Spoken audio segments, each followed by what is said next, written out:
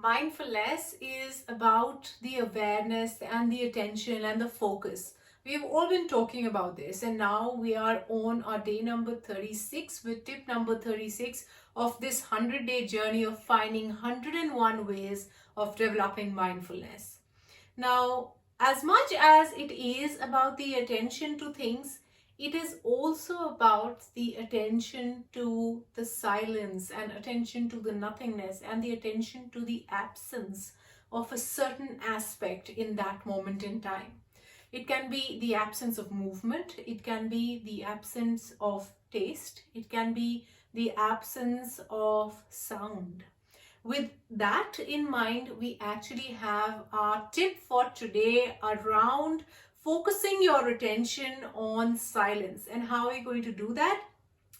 Again, now things are getting a little more difficult and a little more tough and a little more challenging for you. And the reason is because you have really excelled this far and you have been able to practice mindfulness to one extent, and now it's time to really up our game. With that, the tip number 36 is around 30 minutes of midday silence. So let me quickly put this up on our mindfulness wall. That's tip number 36 on our mindfulness wall. So what do I mean by this, and what do you exactly have to do? Around noon, so around 12 noon in the day, just try and figure out 30 minutes of time where you're completely silent and you're not interacting with your phone or computer or your television, and you're just being within yourself.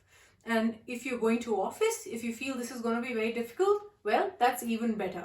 If you are in the presence of other people, that makes it a little more difficult to do this, and that challenge in itself will allow you to become more mindful and more appreciative of the silence. So we're going to call this a vipasna exercise, and we are going to do this for 30 minutes a day, and we're going to practice silence. So no phones, again, no TVs, no computers, no earphones. Simply be with yourself and observe that moment of calm in that silence as well.